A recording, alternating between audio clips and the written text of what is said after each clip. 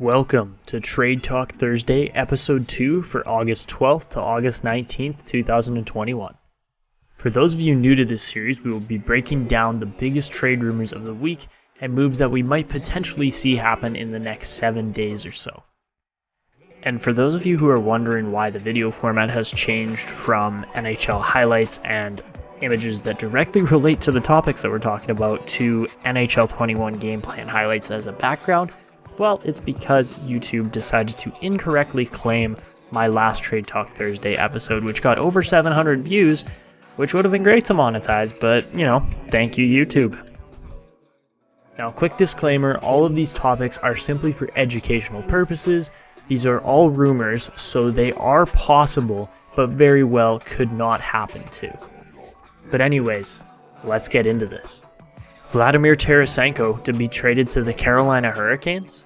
Recent trade rumblings have been stating that Vladimir Tarasenko of the St. Louis Blues could be on his way to Raleigh, North Carolina, as both parties have expressed interest in a potential trade. Lately, reports have linked the St. Louis sniper to the Devils, Rangers, and Islanders, but Carolina seems to be emerging as a dark horse for Tarasenko. Although Tarasenko is currently trade protected, if the Hurricanes can satisfy an asking price for St. Louis's injury-recovered star, the Blues could agree to a deal. A potential deal for Tarasenko would most likely see two of the three of Jack Drury, Seth Jarvis, or Ryan Suzuki go to St. Louis, as well as either Jake Gardiner or Brett Pesce.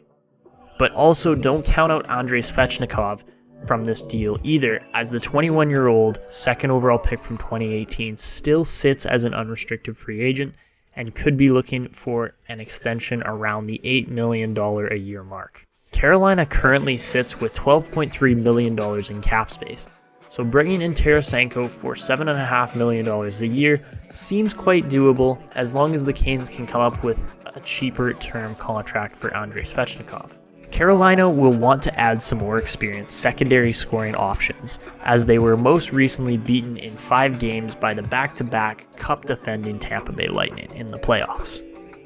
But let me know your mock trades, speculations, and thoughts on Tarasenko to Carolina, and drop those in the comments below. Adam Henrique moving on from Anaheim? As Anaheim continues to rebuild their team after many years of success through the Getzlaf-Perry era, the Ducks are reportedly looking to move Adam Henrique in exchange for future assets. Anaheim did look to move Henrique at the 2020/21 NHL trade deadline with no luck.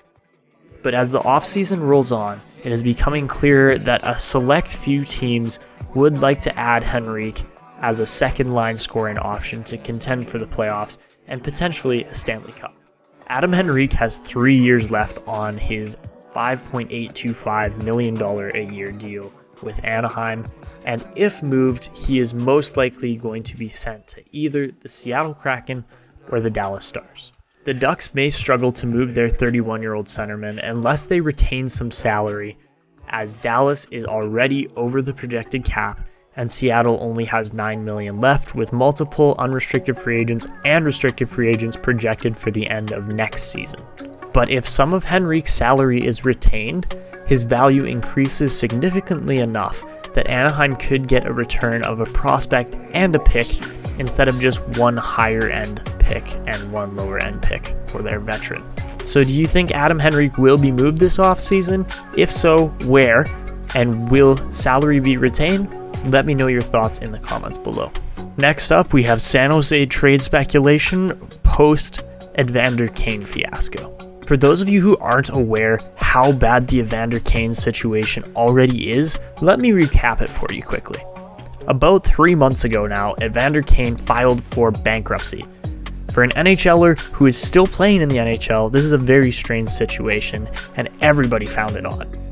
Considering that Evander Kane's, the San Jose winger, is currently getting paid $7 million a year on a 7-year deal with the Sharks, although this looked really bad, it wasn't even close to the next events that would follow.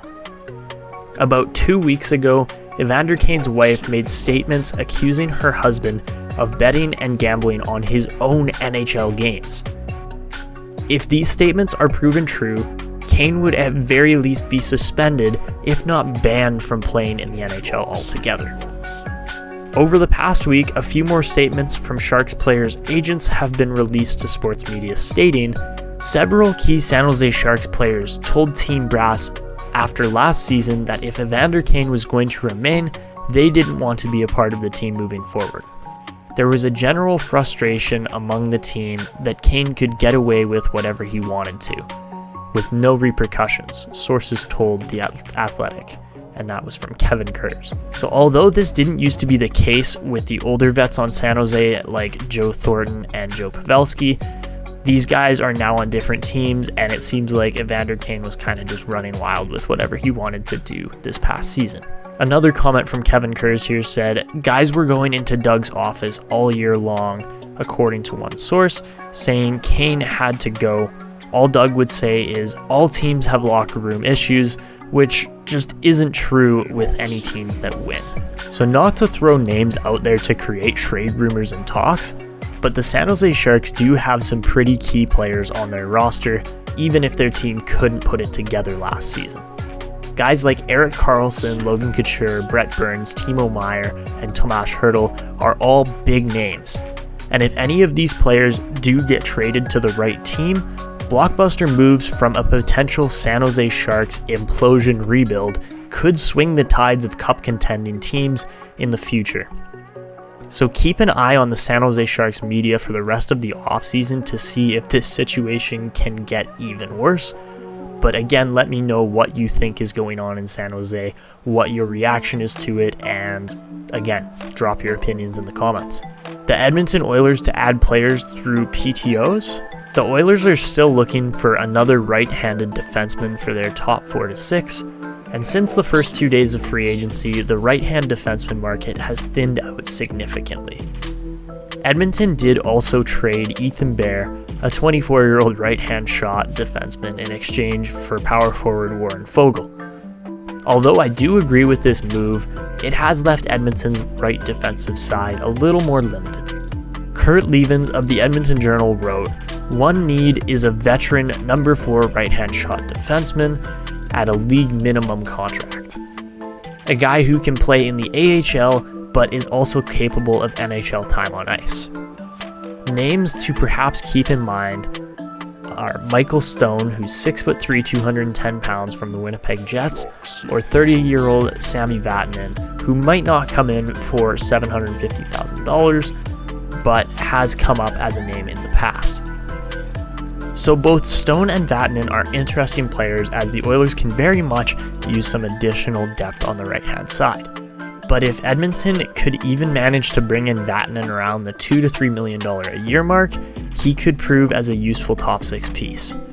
Although realistically, with Edmonton's cap issues, it would be more likely for them to bring in Michael Stone on a deal, and the Oilers do have to re-sign their restricted free agent in Kyler Yamamoto as well.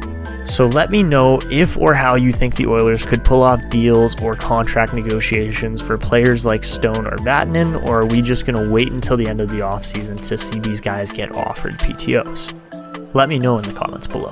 The Ottawa Senators to trade for another forward? Recent reports have speculated that the Ottawa Senators could be making a move to strengthen their top 6 forward group after Evgeny Dadonov was traded to the Vegas Golden Knights earlier this offseason in exchange for a 3rd-round pick and Nick Holden. Although Ottawa kicked tires in Jack Eichel talks, names like Tomas Hertl and Ryan Strome have been surrounding trade talks for Ottawa over the past few weeks. So who knows what moves Ottawa will make, but strengthening their top 6 is their main priority apart from re-signing restricted free agents right now.